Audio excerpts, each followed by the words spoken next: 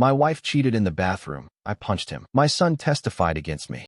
I have been married to my wife, Sarah, 42 years old, for 18 years. We have a 19-year-old son, Marcus. We had him before marriage, and he is currently in his second year of college. I inherited my house from my grandmother 5 years before I got married, so it has been in my family for decades. On Wednesday, I decided to surprise Sarah by returning early from a business trip. I was supposed to be away until Friday, but my meetings ended ahead of schedule. I stopped by the florist and bought her favorite white roses. I arrived home around 2 o'clock in the afternoon and noticed a car I did not recognize. I thought maybe it belonged to a friend of Sarah's or a neighbor. I used my key to enter through the front door and shouted, "Honey, I am home early." There was no answer. I heard the shower running upstairs. I went to the kitchen, put the flowers in a vase, and headed upstairs to surprise her when I heard voices. 2 voices, a male one that I definitely did not recognize, and then Sarah's laugh, a laugh I had not heard in years. I do not remember consciously making the decision to open the door. Everything after that is a bit of a blur. I threw open the shower door, and there was my wife with a guy who looked to be in his 30s, dark hair, well-built, completely undressed. Obviously, the guy, I later learned his name is David, immediately put his hands up and started saying, "Hey, can I explain?" Sarah screamed and grabbed a towel. I told him to get out of my house. He said he was just going to get dressed and would leave without a problem. But something inside me broke. Maybe it was seeing him so calm, as if this were just an annoyance. Maybe it was the fact that he was in my shower in the house my grandmother left me. I grabbed him by the shoulders and threw him against the bathroom wall hard. He tried to push me back, so I struck him, and then I struck him again. Sarah was screaming for me to stop. The guy was on the floor covering his face with blood coming from his nose. I probably would have kept going, but seeing the blood brought me back to reality. I backed away and told him he had 5 minutes to get out before I called the authorities. He grabbed his clothes and ran out of the house, still bleeding and half-dressed. Sarah went after him. Now she says I am a violent person and that she will stay at her sister's house. She claims I could have seriously hurt him and that she is afraid of me. She is threatening to file for divorce and a restraining order. My son called me yesterday and said his mother told him what happened. He told me he could not believe I would attack an innocent person and that he is ashamed of me. Before we continue with what happens next, if you're enjoying this story, please hit that subscribe button and leave a like. And tell me in the comments, how would you have reacted in this situation? Now let's see how bad things get. Update 1. Well, the situation has gone from bad to completely terrible. I am writing this from a hotel because I cannot get into my own house. David, the guy I found Sarah with, decided to press charges. I was arrested on Friday morning at my office. 2 officers arrived around 10 o'clock in the morning while I was in a meeting with clients. They were professional, but there is nothing discreet about being arrested at work. My boss had to explain to the clients why their meeting was being postponed. I spent Friday night in the county jail before my lawyer could get me out on bail. I am being charged with 3rd-degree assault, which is apparently a misdemeanor, but can still carry up to a year in jail and a $4,000 fine if I am found guilty. The bail was $2,500. While I was in jail, Sarah went to court and got a temporary restraining order against me. She alleged that I had a history of controlling and violent behavior and that she feared I might harm her. This is a complete lie. I have never laid a hand on Sarah in 18 years of marriage. I had not even raised my voice to her before all this started. The restraining order means I cannot come within 100 yards of her, which includes my own house since she is living there. When I got out of jail on Saturday morning, I drove home and discovered that she had changed the locks. My key no longer works. There is a patrol car parked across the street, apparently to make sure I do not violate the order. I called my lawyer immediately. He told me that since the house is mine and I have the deed to prove it, we can fight it in court, but it will take time. The temporary order is valid for 2 weeks, and then there is a hearing where a judge will decide whether to make it permanent. In the meantime, I am legally barred from my own property. I am staying in a hotel now, living out of the suitcase I took on the business trip. I did not even take it out of the car. I cannot access my clothes, my mail, my personal belongings, nothing. Sarah does not answer my calls or messages. When I called the house, she answered and hung up immediately. The most messed up part is that Marcus came back from college this weekend and is staying at the house with her. I sent him a message to see if we could get coffee and talk. He replied, "Mom showed me the police report. I cannot believe you are my father. Do not contact me until you get help for your anger issues." My lawyer says the order will probably be temporary as there is no evidence of domestic violence or threats. Sarah would have to prove a pattern of mistreatment for it to be made permanent, and she cannot because it does not exist. But he also warned me that these things can drag on for months, especially if she files for divorce. At the same time, I had to call my boss and explain why I was arrested. He was understanding anything but said that if this ends in a conviction or affects my ability to work with clients, we would have to talk about my future at the company. I have been there for 12 years without any disciplinary problems, and now my job is at risk because I caught my wife being unfaithful. The worst part is the financial impact. Between the lawyer, bail, and hotel expenses, I have already spent over $8,000. I still have to keep paying the mortgage on a house I cannot live in, plus my credit cards and Marcus' tuition. Sarah has access to our joint accounts, so she can drain them while I am paying for everything separately. I feel like I am being punished for being the victim here. She is unfaithful to me in my own house, and somehow I end up arrested and without a home while she gets to play the victim. How is that justice? This story is about to take an even crazier turn. If you think this is unbelievable, wait until you hear what happens in court. Drop a comment with your thoughts so far, and don't forget to like this video. Update 2. A Audiencia do Tribunal. The hearing on the restraining order was 3 weeks ago, and let me tell you, it was a real eye-opener. The judge dismissed the restraining order, but what happened in that courtroom forever changed my relationship with my son. First, the good news. My lawyer was right. Sarah could not prove any history of domestic violence or threats. The judge said that although what I did to David was clearly wrong, it was an isolated incident that did not demonstrate a pattern of violence towards Sarah. The order was lifted, and I got my house back. But here's where it gets really messed up. Marcus showed up to testify on behalf of his mother. My own son stood before the judge and lied about me under oath. He claimed that I was controlling and emotionally harmful throughout his childhood. He said that I monitored all communications at home and that I made important decisions without consulting his mother. He told the judge that I had a bad temper and that he was always afraid of making me angry while growing up. My lawyer cross-examined him and asked him specific questions about incidents of violence or mistreatment. Marcus could not name a single specific incident, which greatly weakened his testimony. When asked if I had ever struck him or his mother, he admitted that I had not, but said that harm is not always physical. The judge clearly did not buy it. She said that while family testimony is important, she needed to see evidence of truly threatening behavior towards Sarah, not general claims about family dynamics. That is when my lawyer presented our evidence. We had Sarah's credit card statements and bank records from the last 8 months. She spent over $15,000 on hotels, restaurants, and gifts during her affair, not just in local hotels. There were charges for weekend trips to Chicago, Milwaukee, and even a long weekend in Minneapolis. The hotels alone totaled $7,800. Luxury places, including the Grand Geneva, Palmer House, hotels that cost between $300 and $400 per night. In addition, another $4,200 on dinners at expensive restaurants, always for 2 people according to the amounts, and $3,000 at jewelry and men's clothing stores. My lawyer also requested her phone records, which showed hundreds of calls and messages to David's number for the past 8 months. The timing matched the credit card charges perfectly. Sarah's lawyer tried to argue that this financial evidence was not relevant to determining whether I posed a threat to her, but the judge said it was relevant because it showed that Sarah had been planning and carrying out an extensive affair, which gave context to my reaction upon discovering it. The restraining order was dismissed, but Sarah immediately filed for divorce. She is asking for alimony, half the value of the house, even though it is my inheritance, and half of everything else we own. Her divorce lawyer is still trying to use the assault charge against me. They say I am unfit to handle financial decisions and that Sarah needs protection from my volatile behavior. But my criminal lawyer says that the assault case will most likely be reduced to a charge of disorderly conduct with probation and anger management classes. The hardest part is Marcus. After his testimony, I confronted him outside the courthouse. I asked him why he lied to help his mother, and he told me he was not lying, but that was how he experienced our family growing up. I told him that having rules and expectations is not mistreatment, and that every decision I made was for the good of our family. He replied that that is exactly what a harmful person would say, and that he was proud of his mother for finally standing up to me. I have not spoken to him since. He is living with Sarah at her sister's house, and they have both blocked my number. My brother says I should try to repair the relationship, but I do not know how you get over your own son accusing you of harm in a court. The divorce process is going to be a mess. I am back in my house, but it no longer feels like a home. Sometimes I wonder if I should have just left quietly when I caught them, filed for divorce discreetly, and avoided all this drama. Update. Trio Divorcio Finalizado. The divorce was finalized last week, and I got a much better result than I expected. The judge clearly saw through Sarah's lies about control and mistreatment, and the financial evidence of her affair made a huge difference in the settlement. Sarah got almost nothing. The judge ruled that the house remains mine as it is an inherited property. Sarah tried to argue that she was entitled to compensation for improvements made over the years, but my lawyer proved that most of the major renovations, kitchen, basement, new roof, were paid for with my income, not with joint funds. She was given $12,000 for her contributions to improvements. As for the other assets, the judge divided them according to contribution and conduct. Sarah kept her car, her personal belongings, and $25,000 from our savings. I kept my car, my retirement accounts, and everything else. There is no spousal support due to the infidelity and her ability to work. She has a bachelor's degree and work experience, so the judge said she can support herself. The best part was when Sarah's lawyer tried to argue that she needed more money because she was starting over after years of financial dependence. The judge literally laughed and said that someone who spent $15,000 on hotels and gifts for her lover clearly knew how to handle money. Sarah went crazy when the sentence was handed down. She started crying and saying it was not fair that she had given up her career for our family, which is a complete lie. She worked part-time by choice and quit 3 years ago because she said she was tired of office politics, not because I forced her to. The judge told her that infidelity has consequences and that using marital funds to support an affair is a serious breach of fiduciary duty. She told her she could appeal, but that the evidence was clear and that the ruling was completely within the state guidelines for at-fault divorces. Marcus was in the room for the final hearing, still supporting his mother. When the judge announced the ruling, he stood up and shouted, "This is wrong. She has nowhere to go." The bailiff had to tell him to sit down and be quiet. After the hearing, Marcus followed me to the parking lot and started yelling at me. He told me I was destroying his mother's life and that I was insensitive for leaving her with nothing. I replied that his mother destroyed her own life by being unfaithful to me. He told me that a real man would take care of his ex-wife no matter what she had done. That is when I lost my patience. I told him that a real son does not lie in court to help his unfaithful mother, and that if he wants to live in his fantasy world where she is the victim, then he can support her. He told me he would help her as much as he could, but that he is a college student with no money. I replied that he would have even less now because I was no longer going to pay his tuition or his expenses, that if he wanted to choose his mother over me, then he should also take care of his education. Marcus was shocked, as if it had never occurred to him that his decisions could have consequences. He told me he could not afford to stay in college without my help, and I told him he should have thought about that before he decided to testify against me. Sarah overheard the conversation and ran towards us, yelling that I could not punish Marcus for telling the truth. I replied that Marcus lied under oath, and now he has to live with the consequences of that decision, just as she has to with those of her affair. The current situation is that Sarah is living with her sister, but her sister's husband is already starting to get tired of having her there. Sarah has applied for several apartments, but her credit is not good, and she has no recent employment history. Most places are asking for the first month, the last, and a security deposit up front, and she cannot afford it, even with the $25,000 she got from the divorce. Marcus has returned to college, but he called me last week begging me to reconsider cutting off his financial support. He said he applied for student loans, but they do not cover all his expenses and he might have to drop out. I told him he could get a job like thousands of other college students do, or he could find a way to rebuild our relationship. He asked me what he would have to do, and I told him he would have to admit that he lied in court and apologize publicly for defaming me. He said he did not lie, that he just shared his perspective on the family dynamics. I replied that his perspective almost cost me my house and my financial security, and that I was not interested in his reinterpretation of the story. I have been living alone in my house for a few months, and honestly, it is quite peaceful. No drama, no walking on eggshells, no wondering what Sarah would be doing when she went out. I eat what I want, I watch what I want, and I do not have to answer to anyone. My brother thinks I am being too hard on Marcus, that he is just a kid caught in the middle of a bad situation, but I do not see it that way. Marcus made the decision to actively participate in trying to destroy me financially and legally. The fact that he is young does not justify lying under oath. Sarah has been trying to contact me through mutual friends asking for help with housing. Some people have suggested that I should lend her money for a deposit on an apartment for Marcus' sake, but I do not owe Sarah anything, and Marcus chose his side. I worked hard for 18 years to build a life for my family, and they both threw it in my face as soon as it was convenient for them. Now it is their turn to build their own lives without my help. Well, it has been 2 years and I never thought I would do an update again, but apparently karma is not done with my family yet. Marcus married his college girlfriend Emma last September. Obviously, I was not invited to the wedding as we have not spoken since the divorce proceedings. I found out from my brother who heard it from another relative. Sarah paid for the wedding with borrowed money, trying to pretend she was financially well off. Emma seemed like a good girl. The only time I met her before everything went to pieces. Smart, studied accounting, came from a good family. I always thought Marcus was lucky to have someone like her, but apparently he did not value it. 3 weeks ago, Emma discovered that Marcus was being unfaithful to her. And listen to this. He was having an affair with a married woman he met through his mother. Sarah had finally gotten a job, and Marcus started going over there from time to time. There he met this woman, Diane, about 35 years old, married with 2 children. The affair came to light because Diane's husband found text messages on her phone. He confronted her. She confessed everything. And then the husband contacted Emma directly on Facebook to tell her what was happening. Apparently, Marcus had been spending money they did not have on hotels and dinners affairs with this woman, just as his mother did with David. Emma kicked him out immediately. She filed for divorce within a week and moved back in with her parents. She emptied their joint bank account and returned the wedding ring to Marcus by throwing it in his face in the parking lot of their apartment complex. This is where the story gets interesting for me. Marcus called me 2 weeks ago crying on the phone, begging me to help him. He said Emma took everything and that he cannot pay his rent or his car payments. He said he made a mistake and that he now understands what I went through with Sarah. He asked if I could help him pay for a divorce lawyer and maybe the rent until he gets back on his feet. I asked him if he was calling me to apologize for lying about me in court, and he said it was different because he was protecting his mother. I told him to call me when he was ready to admit he lied and apologize to me. Then I hung up. Sarah called me the next day. Apparently, she is also having financial problems. The job does not pay much because she is new and does not have a client base yet. Her sister's husband finally kicked her out of the house, so she has been living in a weekly motel that costs $300 a week. She asked if I would consider lending her money for the first month and the security deposit for an apartment. I asked her why I would do that, and she said for the sake of our family and because Marcus needs stability while he is going through his divorce. I laughed out loud and told her that Marcus made his decision when he decided to testify against me, and that she made hers when she decided to be with David in my shower. She started to cry and said she knew she had made mistakes, but that I was being cruel and vengeful. She said the affair was a mistake and that she never wanted things to go this far. I told her that spending $15,000 on another man was not a mistake. It was a decision she made consciously every day for months. And she said something that really made me angry. She said that if I helped them now, it would show that I was the bigger person and that I had truly forgiven them. As if forgiveness meant financing their lives after they tried to destroy mine. I told her that forgiving does not mean paying for their bad decisions, and that I am not interested in being the bigger person. I told her I hoped that both she and Marcus would learn to live with the consequences of their choices, just as I had to learn to live with the consequences of mine. Marcus has called me 3 more times since then. Each call sounds more desperate. Apparently, he is behind on rent and his car is about to be repossessed. He dropped out of college because he could not afford it without my help, and now he works at a pizza place earning $12 an hour. The last time he called, he finally said he was sorry for testifying against me, but added that he did it because he believed his mother and thought he was doing the right thing. I told him that was not an apology for lying. It was an excuse for lying. There is a difference. Emma, in fact, contacted me a few weeks ago through Facebook. She said she wanted to apologize for not having seen through Marcus and Sarah's lies during the divorce proceedings. She commented that going through her own divorce made her understand what I must have felt being betrayed by people I trusted. The bottom line is that I am done with both of them. They are adults who made their decisions, and now it is their turn to live with the consequences. I spent too many years tolerating Sarah's behavior and trying to solve Marcus' problems. I am no longer their safety net. They burned that bridge when they decided to try to destroy my life, my reputation, and my financial security. Now they want forgiveness and financial support. They want me to be the bigger person. I already was the bigger person for 18 years. I worked hard, provided for my family, and tried to be a good husband and father. And what did I get in return? Betrayal, lies, false accusations, and an attempt to take everything I had worked for. So no, I will not help them. I will not bail them out. I will not be their emergency fund. They made their choices. Now they live with them. And honestly, I sleep better at night knowing that karma eventually catches up with everyone. Marcus thought he was protecting his mother by lying in court. Now he has become exactly like her, unfaithful, irresponsible with money, and facing the consequences of his actions. Sarah thought she could have her affair, destroy me in court, and still walk away with half of everything. Instead, she is living in a weekly motel, struggling to make ends meet. And me? I am in my house, the house my grandmother left me, living peacefully, without drama, without lies, without betrayal. Some might say I am cold or heartless for refusing to help them, but I prefer to think of it as finally learning to value myself and refuse to be taken advantage of. They had their chance. They made their choices. Now they live with the consequences. And I am finally, after all these years, at peace.